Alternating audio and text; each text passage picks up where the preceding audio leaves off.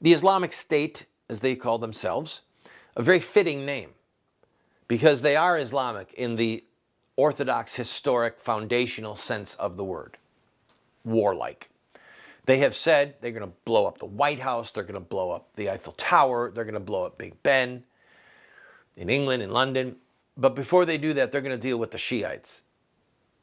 And you may remember that Al-Qaeda has, at different points, launched horrific attacks against the sacred sites of Shiite Muslims, blowing up monuments that were there for different Shiite leaders, imams, and blood relatives of Muhammad, by the way, descendants of Muhammad.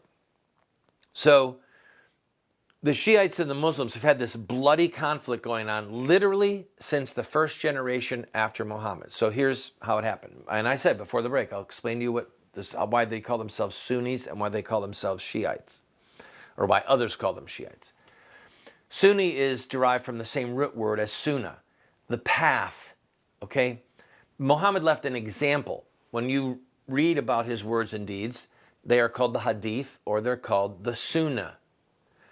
Well, Sunni Muslims said we're the ones that are following the path laid down, the example laid down by Muhammad. So they have the name Sunni Muslims. Shiites is derived from a word Shia, S-H-I-A, and that means party or group. Not like, hey, let's have a party, but like the Republican Party, the Democratic Party. So Shia al-Ali, that is the party or the group of Ali.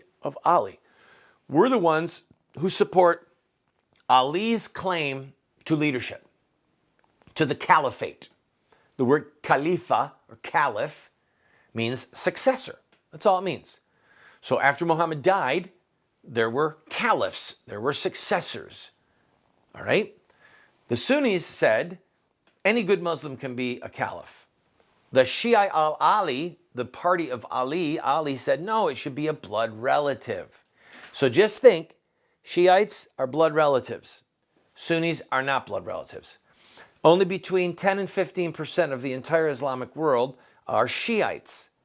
Sunni theology, Sunni armies, Sunni leaders have dominated the playing field for most of the Islamic era. There have been moments where Shiites had some political power, but it's been short-lived. So here's what happened. Abu Bakr becomes the first caliph, and Ali at first won't pledge allegiance. There's talk of killing Ali at that time. All right, this is how sick this creedal Muslim faith is regarding bloodshed. Abu Bakr becomes the first caliph. Ali pledges his allegiance, and Ali's relatives are warning him, they could kill us. You have to be careful. Ali was a pious man by all accounts, was the first Muslim. As a boy, he converted to Islam under Muhammad's preaching when he was 10 or 12 years old living in Mecca. So he's the oldest male believer in Islam. He's been there with Muhammad the longest. Abu Bakr becomes the first caliph. Then next is Umar. And again, people are saying, well, Ali should get it. Abu Bakr lived and died for 2 years as the caliph. He died. Let's make Ali caliph. Again, he was passed over. Again, danger. And Umar becomes the next caliph. After Umar was Uthman. Uthman, again, people couldn't believe, how can you not be having Ali? He's a blood relative of Muhammad. Uthman is a pious 70-year-old man when he becomes caliph, and he reigned for 12 years. But he had some really wicked staff around him who were just flat out corrupt. And ultimately, Uthman was murdered by Muslims. He was killed by Muslims. Then Ali became caliph. But he would not prosecute the people who killed Uthman. And that turned out to be a fatal mistake for him. I'll tell you about it when we return. Don't go away. This is an interesting and tragic story. It's almost like a Greek tragedy, but it's not Greek.